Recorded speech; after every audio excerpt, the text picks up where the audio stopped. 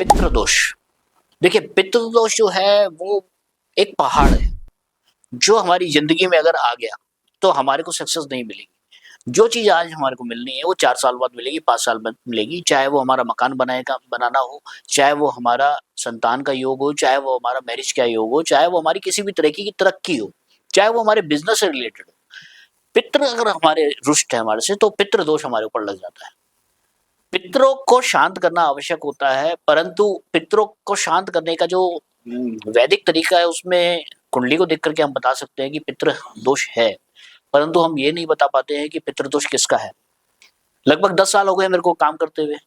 बहुत सारे लोगों का मैंने पितृ दोष निकाला है, जिसमें से बहुत सारे अनगिनत लोग ऐसे हैं जो कि एस्ट्रोलजर्स हैं।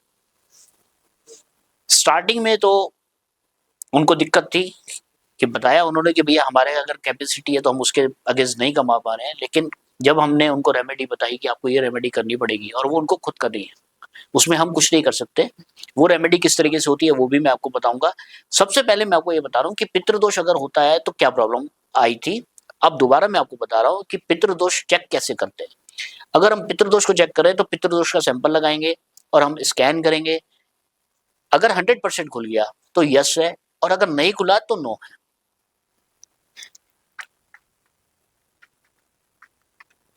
अब ये पितृदोष का मैंने सैंपल लगाया,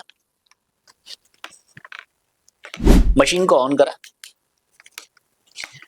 90 डिग्री से हल्का सा 85 डिग्री पे रखा और मैंने स्कैन करना शुरू करा। अगर पितृदोष होगा तो ये स्कैनर खुल जाएगा, और अगर नहीं होगा तो नहीं खुलेगा। इतनी देर में हमारे को पता चल जाता है। तो यहाँ नहीं खुला तो इसका मतलब नहीं है। यहाँ जो मेरी दूसरी लेडी बैठी है उनको मैं चेक करता हूँ, तो यहाँ पर भी आप देखेंगे पितृदोष नहीं है। ये स्कैनर जो आप देख रहे हैं ना, मेरे को 10 साल का एक्सपीरियंस है, तो मेरे से बहुत जल्दी रिजल्ट मिल रहे हैं। 1 मिनट के अंदर, 2 मिनट के अंदर रिजल्ट मिल रहे हैं। परंतु अगर आप ये स्कैनर परचेज करते हैं तो जो इसकी थेरेपी है इसको स्टार्ट करने की, वो भी हम आपको बताएंगे। और इसमें आपको जो स्कैन करना है उसमें आपको टाइम भी लग सकता है। हो सकता है आपको 1 दिन लगे, हो सकता है आपको 2 दिन लगे, हो सकता है आपको 4 दिन लगे, लेकिन ये स्कैन जरूर करेगा, आपसे मशीन जरूर चलेगी। ऐसा कोई बंदा आज तक मेरे को टकरा नहीं है जिसने मेरे को मशीन वापस करी है जी मुझसे नहीं चल पा रही। तो पितृदोष का सैंपल हमने लगाया, तो पितृदोष का हमारे को रिजल्ट नहीं मिला। अब पितृदोष के मैं सिम्टम आपको बताता हूँ, और आपको एक छोटी सी कहानी भी बताऊंगा कि मेरे जो लेफ्ट साइड में बैठी है वो मेरी भतीजी है। तो हमारे घर के ऊपर पितृदोष था। हमने इस मशीन से स्कैन करा, मशीन से स्कैन करने पे हमारे को पता चला था कि हमारे को पितृदोष है। लेकिन हमारे को ये भी पता चला कि हमारे घर में पितृदोष किसका है। जिसका पितृदोष था हमने उनको शांति दी। शांति देने के बाद हमारे जो जीवन में सक्सेस का रेशो था वो बहुत बढ़िया था। पितृदोष की जो पहचान है वो ये है, फीमेल चाइल्ड ज्यादा होते हैं, मेल चाइल्ड कम होते हैं। मेल चाइल्ड अगर हो भी गए तो कुछ ना कुछ उनको प्रॉब्लम रहती है, मेंटली प्रॉब्लम कह लो, या उनका दिमाग थोड़ा सा कम चलता है, क्राउन चक्रा थोड़ा सा उनका डिस्टर्ब रहता है, या प्रॉब्लम आती है चश्मे की। अगर किसी बच्चे को चश्मा बचपन में लग गया है तो इसका मतलब ये है कि कहीं ना कहीं पितृदोष की दिक्कत है। जैसे ये मेरी भतीजी बैठी है, आपको मैंने बताया कि हमारे ऊपर पितृदोष था, तो मैं अगर चेक करूंगा कि इसके ऊपर 10 साल पहले पितृदोष था या 5 साल पहले पितृदोष था, पास्ट में अगर मैं जाऊं तो मेरे को ये मशीन बताएगी कि था या नहीं था। तो फिर पितृदोष का मैं आपको सैंपल लगा के बता रहा हूँ, जिसमें मैंने ये स्कैनर में फिर दोबारा से सैंपल लगाया। अब मैं पास्ट को चेक कर रहा हूँ। प्रेजेंट को तो मैंने चेक कर लिया, लेकिन पास्ट में क्या था। तुषिका केशवानी के ऊपर 5 साल पहले पितृदोष था। देखिए, लगभग 2018 या 19 में हमने पितृदोष की शांति कराई थी, तो 5 साल पहले इसके ऊपर नहीं निकल के आ रहा है। तुषिका केशवानी के ऊपर 10 साल पहले पितृदोष था।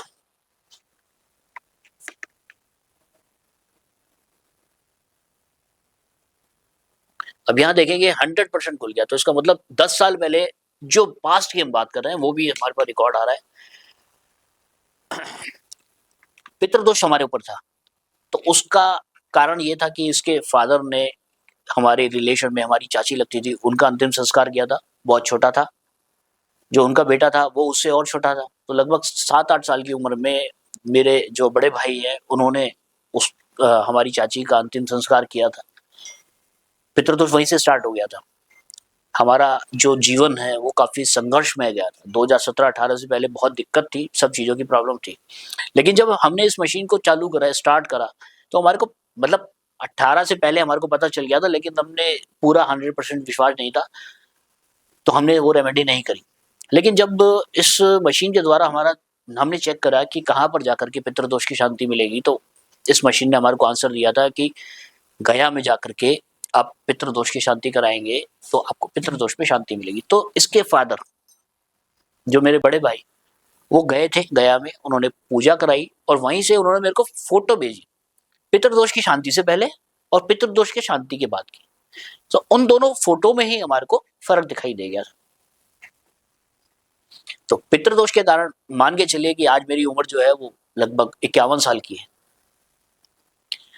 5 साल अगर आप इसमें घटा दो तो 46 साल हो गए। तो हमारा जीवन जो है वो 46 साल पितृदोष के कारण बहुत बेकार गया, हर चीज की प्रॉब्लम। पितृदोष इस मशीन के द्वारा आराम से निकाला जा सकता है। आपके परिवार में अगर कोई प्रॉब्लम आ रही है तो ये भी आप आराम से निकाल सकते हैं। अब पितृदोष किस तरीके से देखा जाता है और उसकी रेमेडी क्या है, अगर मैं उसके बारे में बात करूं तो सबसे पहले आपने पितृदोष देखा, फिर उसके बाद आपको देखना होता है कि वो मेल का है या फीमेल का है। ये मशीन हमारे को बताती है कि मेल का या फीमेल का है। फिर हमारे को क्वांटिटी देखनी होती है कि 1% का है, 2% का है। अगर ये 1% का बता रही है तो 1% का निकलता है, अगर 2% का बता रही है तो 2% का निकलता है। फिर आपको ये देखना होता है कि आपके जो जीवित पर्सन है, जैसे मेरे पिताजी हो गए या मेरी माताजी हो गई, तो मेरी माताजी जीवित है तो माताजी का तो पितृदोष नहीं होगा, लेकिन मेरे पिताजी का पितृदोष या सामने वाले के पिताजी का पितृदोष, दादाजी का पितृदोष, परदादाजी का पितृदोष, परदादाजी का पितृदोष, परदादाजी का पितृदोष। तो आप 5 से 6 पीढ़ी तक आप पीछे जा सकते हैं। आपके अगर पितृदोष में निकला है लेडीज का, तो लेडीज जो है आपके घर में आपकी माताजी हो गई, माताजी के ऊपर आपकी दादी हो गई, आपकी परदादी होगी, आपकी परदादी होगी, आपकी परदादी होगी। एक दो चीजें और हैं जो मैं यहाँ पर क्लियर करना चाहूंगा। पितृदोष अभी मैंने जो चेक करा, ये अपनी भतीजी का चेक करा है, इसकी शादी नहीं हुई है, तो पितृदोष जो निकल के आ रहा है वो इसके फादर का निकल के आ रहा है, फादर के वंश का निकल के आ रहा है। अगर इसकी शादी होती तो हमारा गोत्र बदल जाता है, गोत्र बदल जाएगा तो पितृदोष फादर से खत्म हो जाता है, और अगर उसके हस्बैंड के ऊपर होगा तो वो पितृदोष वहां से शुरू हो जाता है। अगर डाइवोर्स हो गया, लीगली डाइवोर्स हो गया, तो वापस से पितृदोष उसके फादर का आ जाएगा। और अगर डाइवोर्स लीगली नहीं हुआ है या विडो हो गई तो पितृदोष उसके पति का ही गिना जाएगा। ऐसे केसेस मैंने एक नहीं कम से कम 50 देखे कि फादर की तरफ से है या हस्बैंड की तरफ से है। ये मशीन बहुत आराम से बता देती है, और किसका है वो भी बता देती है। उसका कारण देखिए, मैं आपको बताता हूँ कि ये मशीन जो है हमारे को आंसर किस तरीके से देती है, पॉजिटिव और नेगेटिव और सैंपल तो मैंने जो आपको बताया वो लगाने का सिस्टम आप समझ गए। यहाँ पर हमारे को एक वाइब्रेशन पैदा करनी पड़ती है। जैसे इसको नहीं पता कि इसके ऊपर पितृदोष था या नहीं था, क्योंकि जो हमारे को प्रॉब्लम थी वो बहुत पुरानी है, 84 के आसपास की प्रॉब्लम थी वो, तो तब तक तो मेरे बड़े भाई की शादी भी नहीं हुई थी, तो ये कहाँ से आती।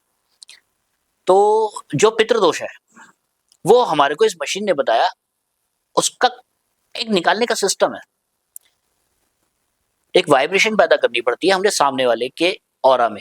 जो भी जातक आपके पास आया है पितृदोष की अगर प्रॉब्लम लेकर के आया है, तो आपने उस जातक को स्कैन करना है और वाइब्रेशन पैदा करनी है। उसको नहीं पता होगा कि मेरे दादाजी का पितृदोष है या परदादाजी का पितृदोष है या परदादाजी का पितृदोष है, लेकिन आपको उसकी हेल्प करनी है।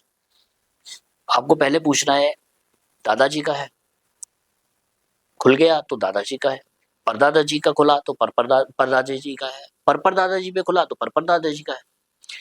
उससे पहले आपको चेक करना है मेल और फीमेल कितने जनों का है, आपको ये चेक करना है। मान के चलिए कि किसी के दादाजी का पितृदोष निकल के आ गया। अब दादाजी के पितृदोष का निवारण भी आप ही को देना है।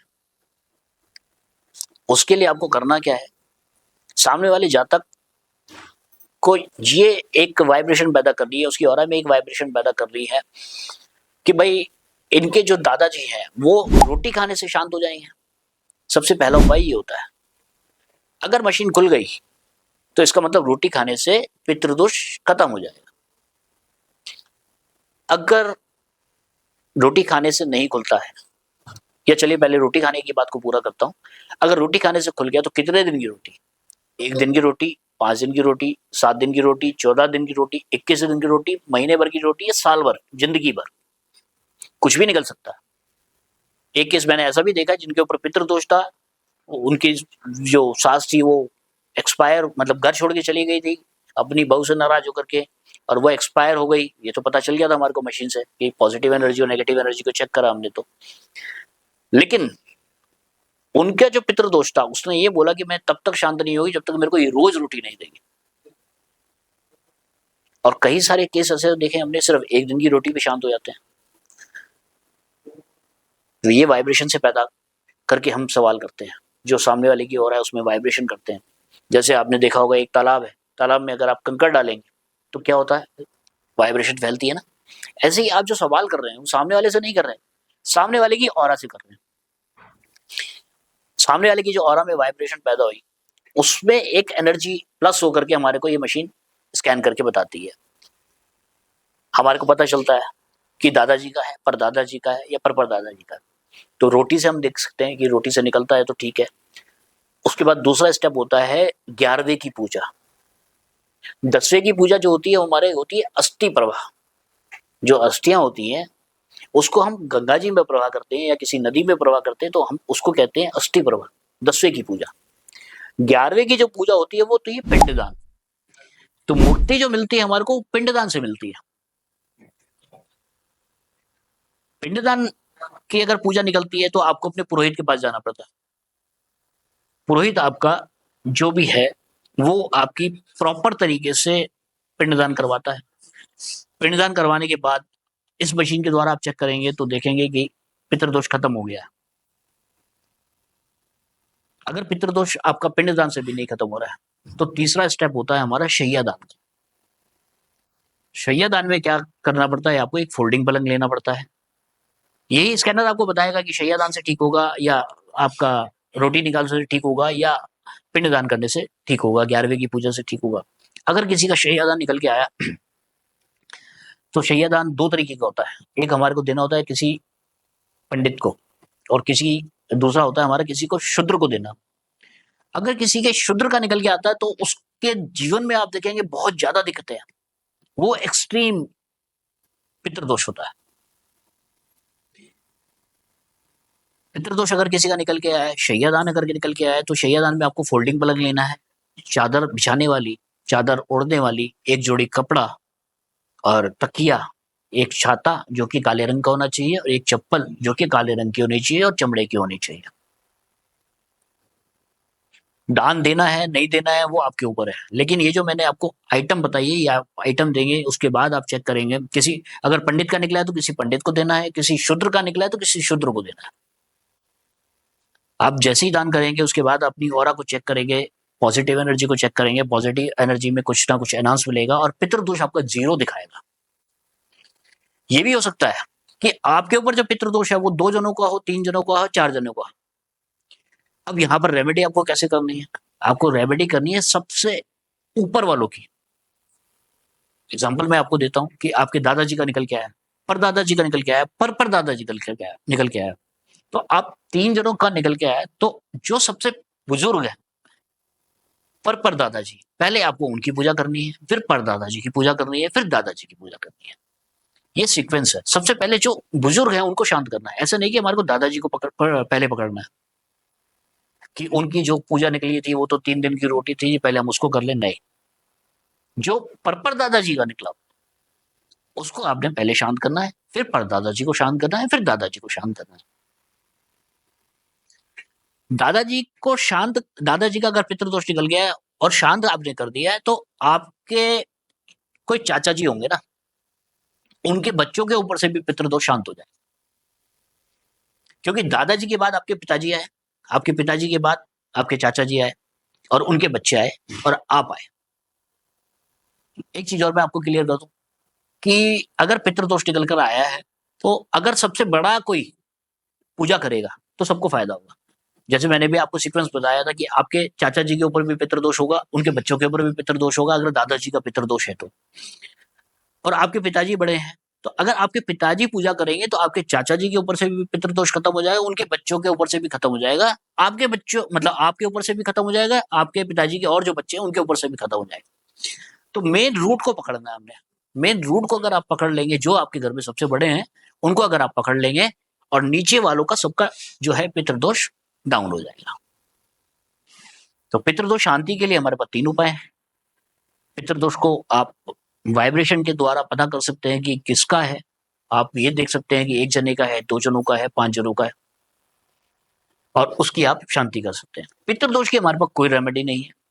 आपको कोई कहता है कि भैया हमारे पास रेमेडी है, तो मेरे हिसाब से अभी तक कुछ नहीं है हमारे पास रेमेडी। लेकिन हमारे प्रयास हैं कि हम कुछ ऐसी चीज बना दें कि जब तक फॉर द टाइम बिंग, देखिए उपाय तो आपको करना पड़ेगा, लेकिन फॉर द टाइम बिंग हम कोई ऐसी चीज बना दें कि जब तक आप उस काम को नहीं कर पा रहे तब तक आपको कुछ ना कुछ रिलीफ मिल जाए, 10% 5% आपको मिल जाए। लेकिन अभी तक हमारे को सफलता ढंग से मिली नहीं है। जिस दिन कोई सफलता मिलेगी, कुछ अमेंडमेंट होगा, तो मैं आपको जरूर बताऊंगा। तो आप ये पितृदोष वाला जो एपिसोड है हम यहीं पे खत्म करते हैं। धन्यवाद।